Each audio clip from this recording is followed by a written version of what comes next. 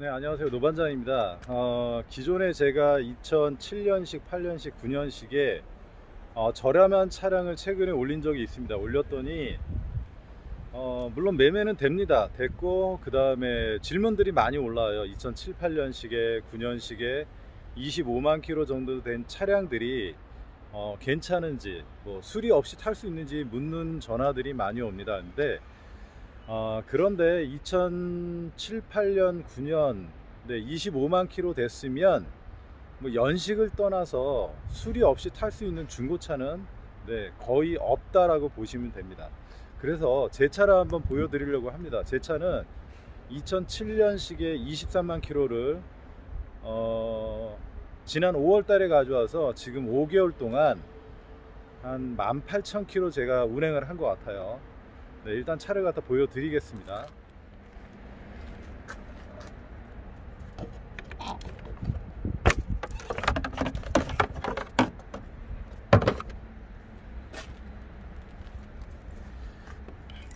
네, 제 차입니다. 지금 보면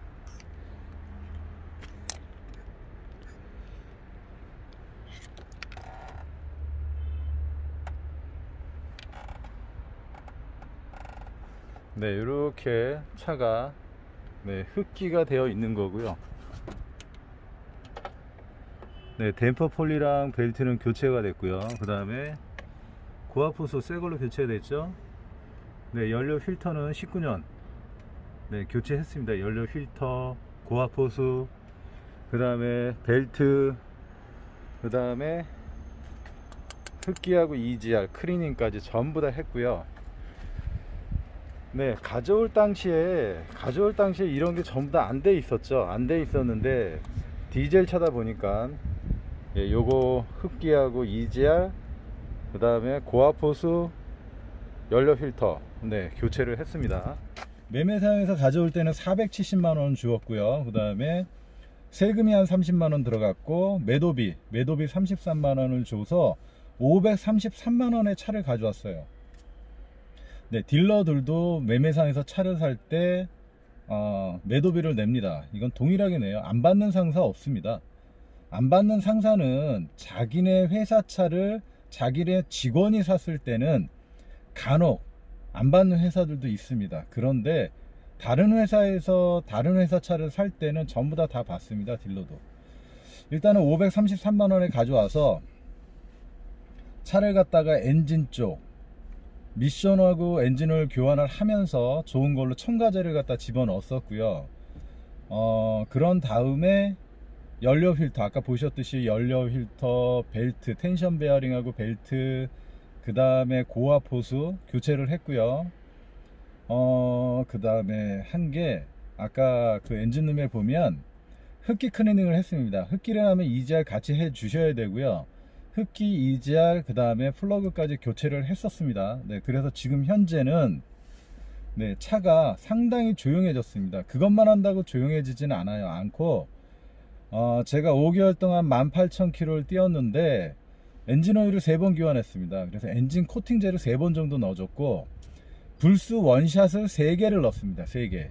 지금 불스 원샷을 3개를 넣었고 그 다음에 코팅제는 엔진오일 교환할 때마다 넣었기 때문에 아마 한 100일 정도, 한 10,000km 정도, 제가 가져와서 10,000km 정도 지나니까 차 엔진 소리도 고르게 변했고 상태가 부드러워지고 괜찮아지지 않았나 생각이 돼요. 한 10,000km 정도 되니까 저에 맞게끔 차 상태가 좋아진 것 같았습니다. 그래서 여러분들도 500만원대 정도의 차를 구입을 한다라고 하면 이렇듯 전 소유자가 차량을 갖다가 정비하였거나 잘 정비하다가 판매가 되어서 중고차 시장에 들어왔다라고 하면 별 큰 돈이 안 들어가게 타실 수가 있겠지만 그런 차는 대부분 드뭅니다. 왜냐하면 중고차를 파시는 분들, 차 수리해서 파는 분들 제가 거의 본 적은 없습니다. 본 적이 없기 때문에 차를 갖다가 구입을 한다라고 하면 2010년식 차도 그렇고요, 11년식 차도 그래요.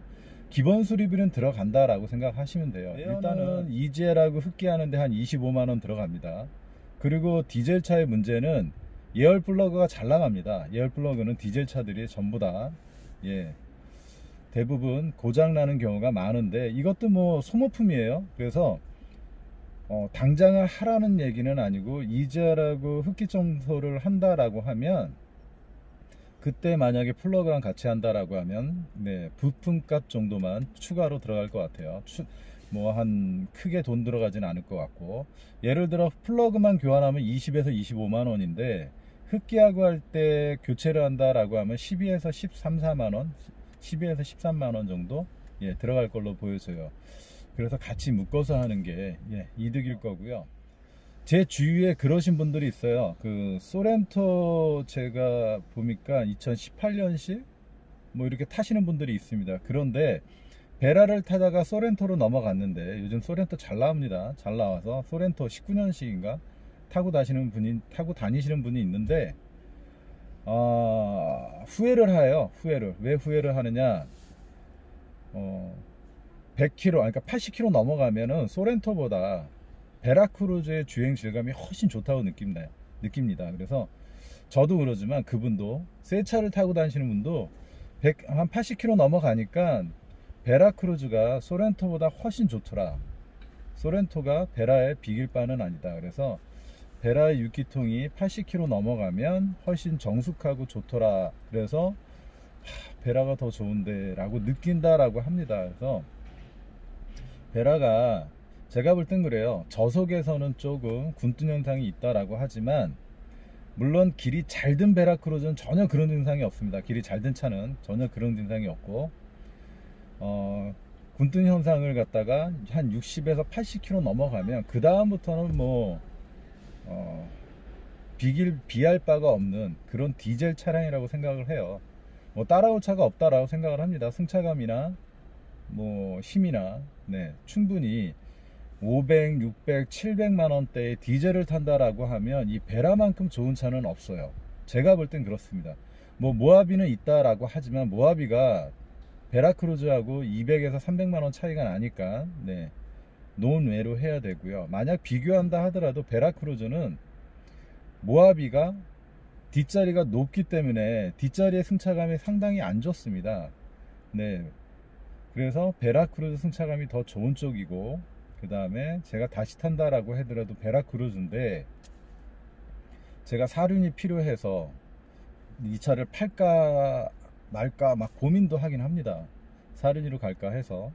그래서 사륜이로 간다면 베라 사륜이로 갈지 모하비 사륜이로 갈지 요즘에 굉장히 고민을 하고 있습니다만, 제가 여기에다가 지금 차를 만들어 놓은 게 아까워서, 네, 고민을 하고 있습니다. 그래서 일단은 그래요. 제가 여지껏 한 5개월 동안 타보니까 한 10,000km 정도 제가 타면서 엔진오일, 미션오일 교환하고, 그 다음에 흡기하고, 이렇게 10,000km 정도 지나가니까 제 차가 되는 것 같아요. 엔진 소리 조용하고, 고속에서 잘 나가고, 브레이크가 뭐 칼같이 듣는 건 아니에요. 왜? 베라가 등치가 있으니까. 그렇지만 제가 뭐 칼치기 하고 다니는 건 아니니까 충분히 잘 쓰고, 이 정도면 뭐 가정용 차로, 그 다음에 나들이용 차로, 차박을 가끔 하는 차로 충분히 이거만한 차가 없다라고 생각합니다. 뭐 고민들 하신다고요? 베라크루즈를 가지고 뭐 고민들 하신다고요? 고민하지 마십시오. 왜냐하면 500에서 7, 800 되는 차 중에서, 그것도 디젤 차 중에서, 비슷한 7년, 8년, 9년, 10년, 11년식 중에서 디젤 차를 어느 차랑 비교해도 베라만큼 좋은 차는 없습니다. 베라크루즈가 아무리 조용하다 하더라도 가솔린한테 이길 수는 없어요. 가솔린은 당연히 조용하죠. 그래서 기존에 가솔린을 타고 다니셨던 분들은 베라를 탄다라고 해도 시끄럽다라고 느끼실 거예요. 왜냐? 디젤은 디젤이니까. 그런데 그냥 디젤 차량 중에, 비슷한 차량 중에, 그 다음에 연식이 비슷하다라고 한다라고 하면 베라만큼 조용하고 힘좋고 잘 나가는 차는 없습니다. 또 수리비에 대해서 문의하시는 분들이 많습니다. 수리비가 많이 들어가냐고. 아닙니다. 그냥 그랜저급이다 라고 생각하시면 돼요. 그랜저 소나타급의 수리비다 라고 생각하면 돼요.